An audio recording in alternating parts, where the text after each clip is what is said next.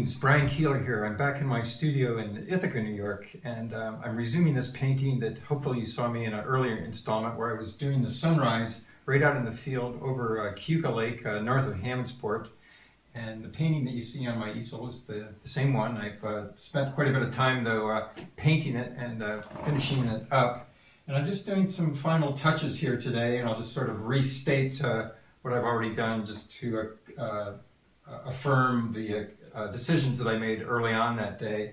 But the important thing was that I got everything established. It has a nice composition, a very cohesive figure-ground relationship, which means the relationship between light and dark.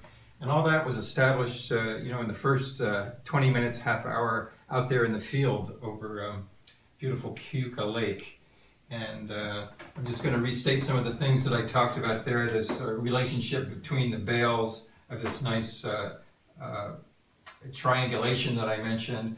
The eye level is right about here, and that's key in whenever you're doing architecture, because you have to think about the vanishing points and the orthogonals and where these lines of the buildings and the windows and so forth all kind of need to line up properly.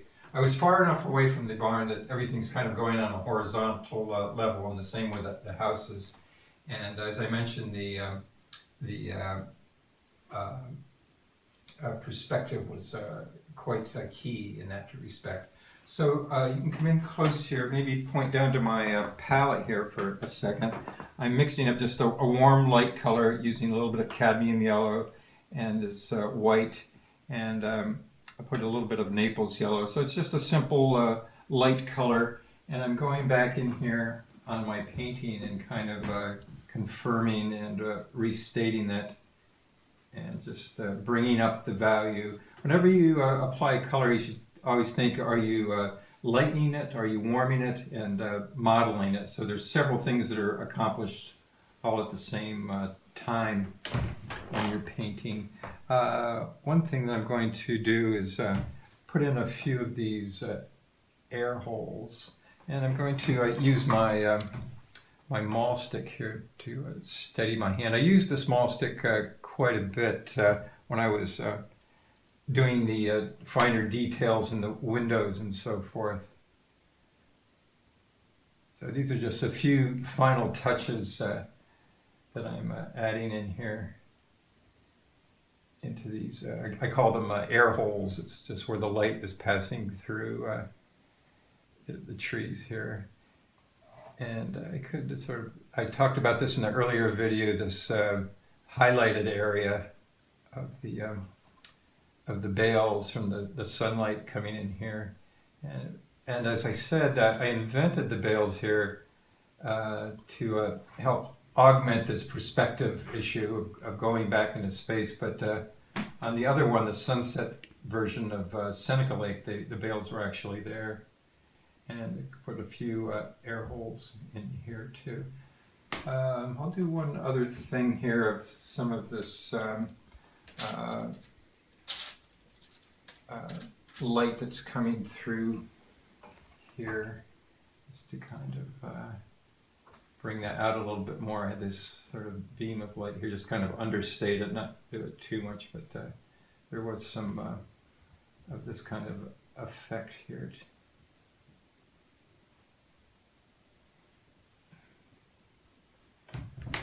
Okay.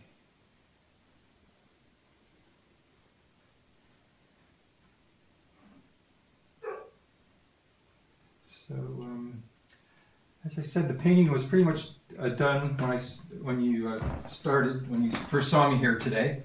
But I wanted to point out a couple of other versions of the same scene. Over here to my right is another painting that I did of the exact same scene, slightly different angle. But it was done, instead of at sunrise, it was done at sunset, and you can see the effects of light here. And I invented the clouds in this particular painting, but I've seen the clouds many times from that, of this type of cumulus clouds. And it's a very enjoyable and creative process of of creating these clouds. And then over here on my other side is another version that I'm in the process of working on.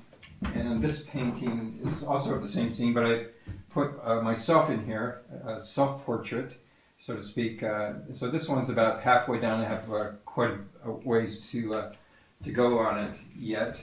And so it's in the process, and I've been working on these clouds, and just do a few little touches here to show you how it's, at what stage it's at here.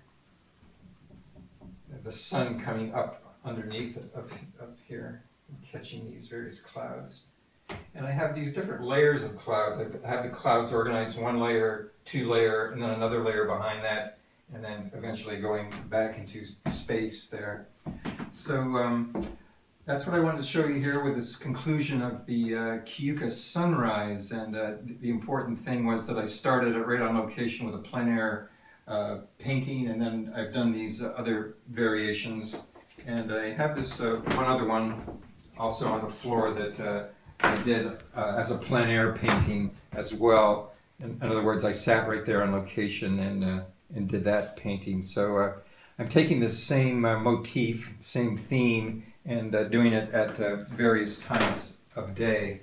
So these videos are meant to be an introduction and for you to look at my website, and there's several full-length versions where you can go into much more depth and detail or explain everything about my palette and my approach. So I hope you look at those too. Okay, thanks so much for your attention.